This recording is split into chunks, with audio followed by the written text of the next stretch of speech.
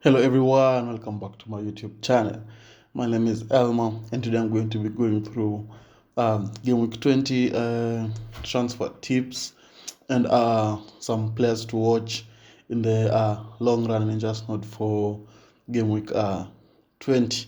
So first of all, I'd like to wish you all a Happy New Year. I hope that 2023 you'll be able to achieve all your goals.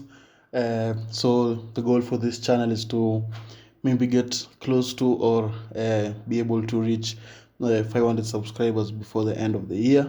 So if you are new around here, make sure you subscribe, and if you're enjoying the content, make sure you leave a like. It really helps out the channel. So first I'm going to start off with Game Week 20 transfer tips. So it's basically I'll be focusing on the game week fixtures for game week 20 for the teams that at least they can come out with some results. So first we have United there. They're going to play Man City and Crystal Palace in game week 20. So not ideal fixture especially for Man City, but at least for the Crystal Palace fixture can look a little bit appealing. But the United have been playing. I think they might have a chance against Man City, although I think it's slightly unlikely because we all know how Man City play against the big clubs. But I hope that United can be able to put it out of the bag and win that match. So the main players to focus on are mostly Luke Shaw, who has been really good in defense for United, sometimes playing at centre back and sometimes playing at left back. So I think it's a very solid option. Then you have Rashford, who has picked up form. He's going on a continuous run of scoring goals. I think it's like 7 in 7 or something like that. I think he's been very instrumental to how United are playing. He's always can run in behind, can hold the ball, can take a man on. So I think he's also a very decent option to have in there. Then you have Bruno, who is in charge of all the set pieces. I'm not so sure if he's still on penalties for United because we haven't had a penalty in a while. But I think he's also a decent option to have in there, especially with from corners with the likes of Casemiro and someone like Varane who are good from with their head. So I think it's a very decent option to also have in there. Then we can move on to the next team, which is Man City.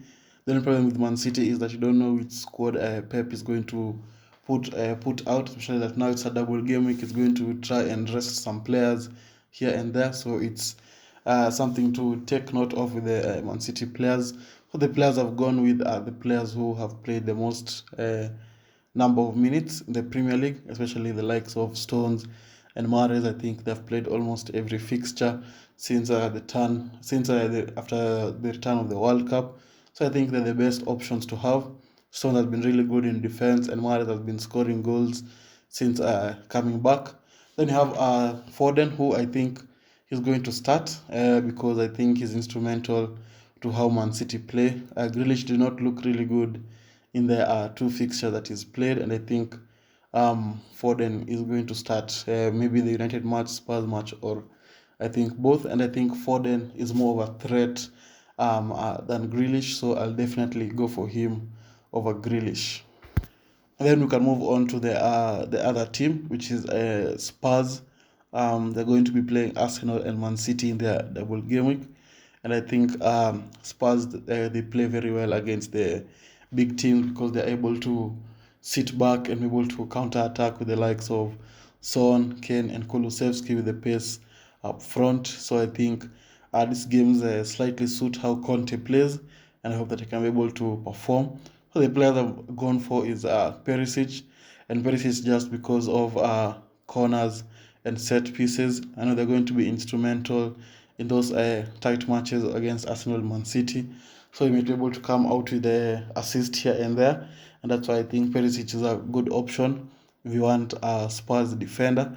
Although they're not keeping a lot of clean sheets, I still think Perisic is a decent option to have in there. Then you have Brian Hill also there for 5 million. You can't really go wrong because of his price. With Kulusevski injured and Richarlison also injured, Brian Hill has been filling in that spot.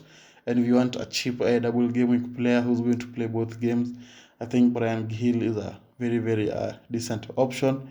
And you can't complete a Spurs double game week without mentioning a Harry Kane. He's not being owned by a lot of people, so I think having him in your team is like having a differential pick because not owned by a lot of people. And we all know Kane, even no matter how tough the fixture is, he can always find a way to score a goal because he's just little in front of goal no matter which team he's playing against. Remember last time they played Man City, he scored a brace, and also against Spurs, he still managed to score. So I think he's also a very decent option to have in there.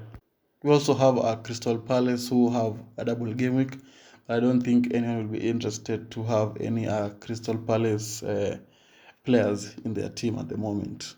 So now that we have sorted the game week 20 double game weeks and the players that you can try and look at to bring into your teams, you can now switch over to the players to watch over the long run. So we have there Ben White for 4.7 million. He's been a really decent option for Arsenal, playing at that right back spot, sometimes looking like a centre back. I like the way he plays because sometimes he can also go forward and try to help the guys in front there, the likes of Martinelli and Ketia at the moment.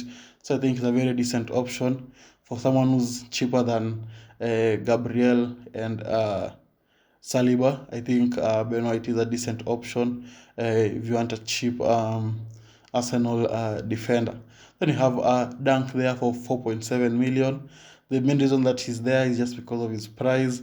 And you know that Brighton play really well and they're very good defensively. And also the likelihood that they might have a double game week fixture on the horizon. So I think it's just good to have in there for a backup defender, especially if you own the likes of Cancelo and Walker and also Rico Lewis. You can just have Dunk who can always come in case one of those guys does not play. Then we can move on to some of the midfielders. We have there Odegaard, who has been really good for Arsenal in that number 10 role. He's been providing assists, scoring goals, just a decent option.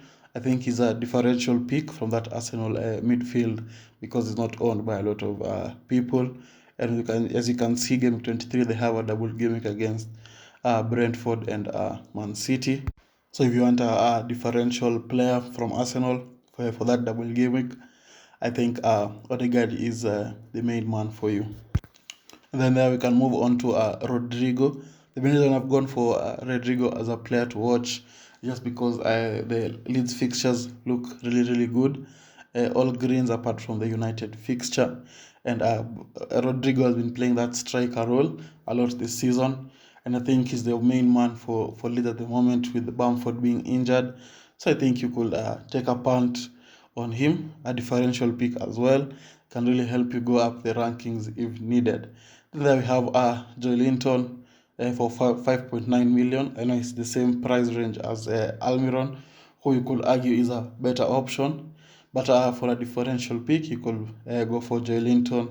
He's dangerous from corners. He doesn't even really play in the midfield. He plays more of a right wing position or a left wing position. So I think he plays further up than what the FPL site says. So I think he's also a decent option for someone playing out of position, playing in a good team and dangerous from corners, and a differential pick from Almiron. I think he's a very decent option to have in there as well. And then to finish, we can go to the forwards. We have Nketiah, another Arsenal player again. We have Arsenal players in the defenders, midfielders, and forwards. That's just how good Arsenal have been this season. So Nketiah there, who's filling the boots of Gabriel Jesus at the moment, and he's been playing really well in that position. He scored 2 goals the other day against Oxford in the FA Cup, so he's on fire. I'm sure he's ready for that Spurs fixture, the North London Derby, which is coming on game week 20.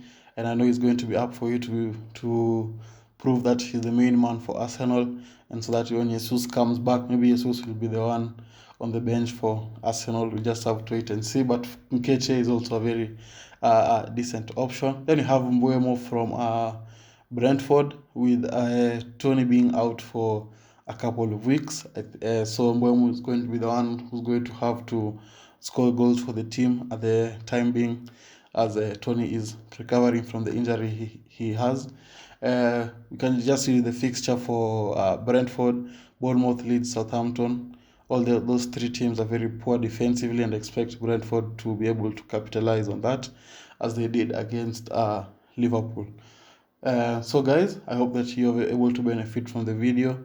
I know that you've enjoyed the video. If you have, make sure you leave a like. And with that, I'd like to thank you all guys for watching, and I'll see you all guys later. Bye bye.